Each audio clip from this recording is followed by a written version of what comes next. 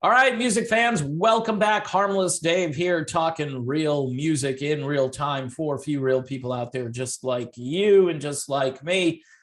Today we discover a band, or at least I've discovered a band that I believe uh, gives the Eagles some competition, or Eagles.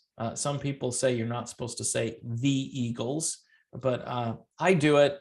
I should just say Eagles. It gives Eagles some competition. See how weird that sounds? Anyway, thanks for tuning in. Also, thanks for all the new subscribers. You guys are amazing. Also, Patreon, if you want to sign up for $1 a month, it's well worth the investment because you keep this channel going. You allow me to, purchase new albums like this, to tell people about what's happening in the world of music, whereas most of the rock media, country, pop country, all that, they're not telling you that much about this stuff. I did manage to find a review of this album, and it's really good. I'm going to actually read a couple of paragraphs from it, and then, just go down the list of songs, or at least a few of the songs, to try to pique your interest. I would go listen to this if you like the Eagles, if you like Fleetwood Mac, if you like Charlie Daniels, if you like Alabama, right? All of those things. I can't see you not enjoying the Wilder Blue. So this band, obviously from the state of Texas, known as Hill Country, back on 2020, that was the name of their band. And now they're called the Wilder Blue. And honestly, for the last 2 weeks, I've had this thing on repeat play with their first album. And I tell you, I got hooked. And I typically don't get hooked on anything for that long anymore. My attention span tends to wane. And I go, do I want to listen to this again today? And I'm like, yep, load it up. Let's play it again. And the more I listen to it, the more I love it, the more I find new things to love about the Wilder Blue. Now, some information about the band. This is from the website Saving Country Music, a website that I really like. Comprised of solo artist and songwriter Zane Williams, songwriter and performer Paul Eason, drummer Lyndon Hughes, multi-instrumentalist Andy Rogers, and bassist Sean Rodriguez. The Wilder Blue is one of the most balanced, forward-thinking, and collaborative efforts you will ever hear in country and roots music, with each member bringing veteran experience and no ego or agenda to the project. It allows each contributor to maximize their strengths and press them into duty for a collective effort. Their sound reminds you of the best of the Eagles and Alabama, figuring out how to borrow just enough from timeless sounds and melodies to be immediately appealing while putting enough of their own spin on each song to be original and fresh. That is a perfect description of what this is. I mean, right away, you feel comfortable listening to this. You feel like you're in familiar territory. Some of the guitar solos and banjo rolls will blow your mind on this one and are featured even more prominently via a few expanded compositions. You wouldn't characterize this band as a jam band or anything, but they near that level of immersion and imagination in a number of moments on this album. Yeah, well said. They lean even heavier into multi-layer harmonies that bolster their first record, at times committing dedicated stanzas in songs just to harmonious runs, almost hot dogging to show how easy their voices meld together in savvy arrangements. This is true. On this album, one of the singles is called Wave Dancer. I think it's their newest single. This is a holy crap Batman moment on this record, because I immediately thought of Seven Bridges Road when the Eagles covered that song. They released that, I think, back in like 1980, 81, because the Eagles, they were done, and the record label was like, okay, what's in the vault? And Seven Bridges Road, which was a song that sounded like the older Eagles pre-Hotel California.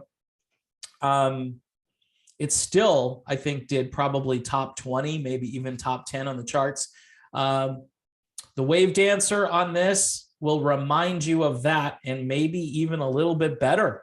I mean, I know that's hard to believe, but these guys, like they say in the review, this is just easy for them.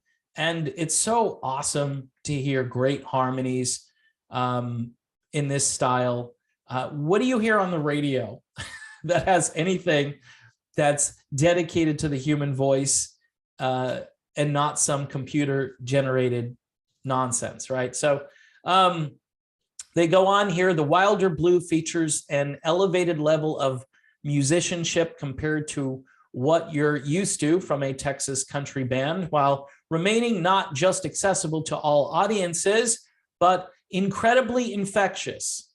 Hence, this is why I kept listening to this. Now, there's a tune on here called Feelin' the Miles. Feelin' the Miles is probably one of the coolest songs I've heard this year. It's very Fleetwood Mac-ish. They say that this could be on an 80s Miami Vice soundtrack. I wouldn't go that far. There's not that much technology in the song. It's just got this late night driving down the road vibe to it. And the beginning of it, the vibe really sounds like Dreams by Fleetwood Mac to me. And I had someone else that heard the song and they said, yeah, it's a total Fleetwood Mac. Where's Lindsey Buckingham? In fact, they're like, Lindsey Buckingham should join this band, right? Yeah, that would be interesting. Someone should tell Lindsey Buckingham about the Wilder Blue. Maybe it's a little too country-ish for him. See, I don't really care anymore. I don't really like labels in anything. I don't like labels in politics. I don't like labels in music. And I just hear great music here. And I think that's the point. Anyway, they say toward the end of the article, the Wilder Blue does enlarge their sonic boundaries on this record. But as Zayn sings in the expanded 6-minute song, The Old Guitar Picker, there's only one rule in music. If it sounds good, then it is. I think these guys almost preach what they're doing during their songs. Like there are little nods to certain types of music, if you listen to the lyrics carefully, that they're telling you what they're doing musically, which I think is kind of cool. The ending paragraph here says, the maxim that guided the Wilder Blue into a sound nobody knew they were missing, but that now feels immediate and necessary. And it's that beautiful chemistry they find, the perfect recipe for once again on their second record. That's a weird last sentence. It's that perfect, beautiful chemistry they find that makes for the perfect recipe on their second record. That's how I would have worded that. That wasn't really proofread there, but they give an 8.5 out of 10. I would have given this record a 9.5 out of 10. That's how much I like this album. And then combine it with their first record, which is just a self-titled album called Hill Country. That was the name of the band when they first got together, and now it's the Wilder Blue. Again, I ordered this from Amazon. I hate to give Amazon props, but it came in like a day or two. It's just hard to really compete with that. Here's what the inside of it looks like. Notice that shot of the band kind of reminds you of the Eagles' debut album a little bit. The photography in that. Just saying. I mean, it's not exactly like it, but you've got the blue sky, and of course they are the Wilder Blue, right? This is something you really need to check out. If you don't purchase it, I would recommend streaming it at the very least. And I think you'll be pleasantly surprised. Again, the instrumentation, the production on this record, which they didn't really talk too much about. This is super well produced. This sounds great on the car stereo. I've had this thing cranking in the SUV for a couple of days. well, longer than that, and you just can't go wrong. So in any event, check out the Wilder Blue. I think they really are a replacement band for the Eagles moving forward. In fact, what's interesting is that the Eagles kind of abandoned their historic sound when they did Hotel California, which again, I'm not criticizing them for going in a new direction, but think of all the albums they sold with that older style, that Greatest Hits Volume 1. This is kind of like a Greatest Hits Volume 1 of the Eagles, you know, all the different styles. I would say it's a little bit more rootsy, but this is a band that, say, Bernie Leadon or Randy Meisner would be really, really comfortable in. That's the way I see it. So in any event, thanks for watching. Don't forget, again, to subscribe to the channel. Trying to get more subs, trying to get more patrons. And I appreciate all the new patrons coming over. We've got a few who are sharing their own music with me, which is fine if you want to do that. Every so often, you'd never know. I might feature your band. If it's an up-and-coming band, I may put that into a video, or who knows, maybe we can do a little Zoom chat and share your work with the audience.